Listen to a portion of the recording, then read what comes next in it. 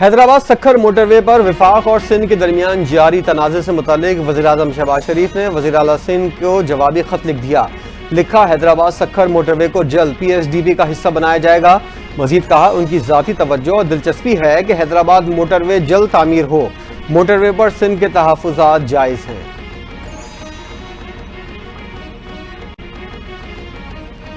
امریکہ اور چین میں تجارتی جنگ میں شدت، چین کا جوابی وار۔ امریکی مصنوعات پر 84% ٹیرف عائد کر دیا۔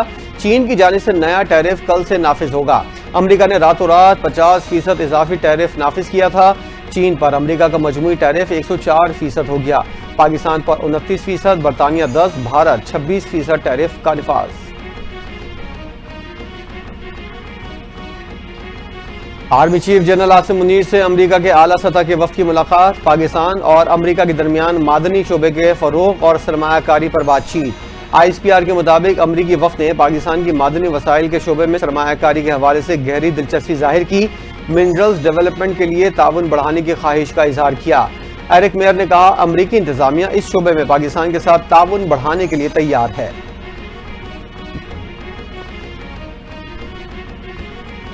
وزیراعظم شہباز شریف سے حافظ نعیم الرحمان کی قیادت میں جماعت اسلامی کے وفد کی ملاقات۔ غزہ میں نہتے فلسطینیوں پر اسرائیل کی بلا احتیاط بمباری اور ظلم و ستم پر بین الاقوامی قوتوں کی خاموشی پر تشویش کا اظہار۔ شہباز شریف نے کہا، صہیونی ظلم کے شکار نہتے فلسطینی بہن بھائیوں کی حمایت کے حوالے سے پاکستان کا موقف واضح ہے۔ حافظ نعیم الرحمان نے بجلی کی قیمتوں میں حالیہ کمی پر وزیراعظم کا شکریہ ادا کیا۔ وفاق سے حق اور فنڈز نہ ملنے کے خلاف ہر فورم پر جائیں گے، پیچھے دھکیلنے والوں کو اتنا ہی زور لگا کر آگے آئیں گے۔ وزیر اعلیٰ پختونخوا علی امین گنڈاپور کا مردان میں عوامی اجتماع سے خطاب۔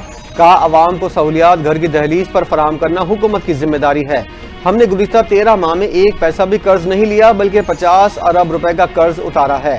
ہم نے اپنے پاؤں پر کھڑا ہونا ہے۔ قرضوں پر چلنے والی قومیں خود مختار اور خوددار نہیں ہوتی۔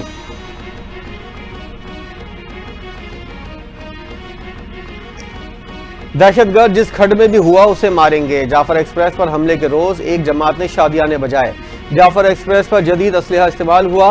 دہشت گرد سیٹلائٹ کے ذریعے افغانستان میں رابطے میں تھے۔ وفاقی وزیر ریلوے حنیف عباسی کی میڈیا سے گفتگو۔ کہا، ریلوے کی بہتری کے لیے اقدامات کر رہے ہیں۔ ریلوے کے حوالے سے ہم نے ٹارگٹ طے کیے ہیں۔ فری ٹرینوں کی بہت زیادہ ڈیمانڈ ہے، مسافر ٹرینوں کا ریونیو بڑھا رہے ہیں۔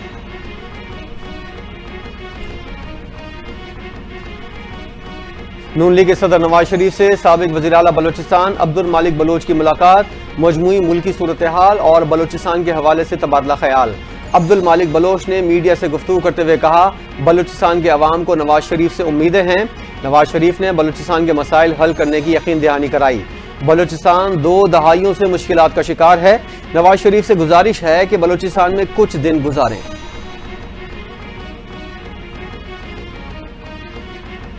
وزیر اعلیٰ پنجاب مریم نواز اچانک سروسز اسپتال پہنچ گئیں۔ اسپتال کے مختلف وارڈز اور ایمرجنسی کا تفصیلی دورہ، مریضوں سے علاج معالجے سے متعلق پوچھا۔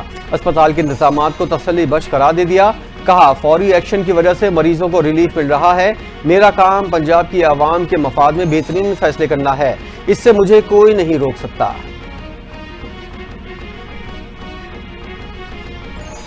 سینئر وزیر سندھ شرجیل میمن کی زیر صدارت محکمہ اطلاعات کا اجلاس۔ کانٹینٹ اینڈ پروڈکشن بورڈ کے منظور شدہ منصوبوں کی پیش رفت پر تبادلہ خیال۔ شرجیل میمن نے کہا، منصوبوں کا مقصد سینما انڈسٹری کی بحالی، نئے ٹیلنٹ اور روزگار کے مواقع پیدا کرنا ہے۔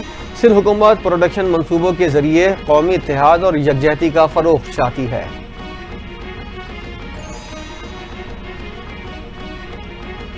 اور پاکستان اسٹاک مارکیٹ میں مندی، 1379 پوائنٹس کی کمی۔ 100 انڈیکس 1,14,153 پوائنٹس پر بند۔ امریکہ، یورپ اور دیگر ایشیائی اسٹاک مارکیٹس بھی مندی کا شکار۔ عالمی مارکیٹ میں خام تیل مزید سستا، 3% تک کمی، $60.96 پر ٹریڈ۔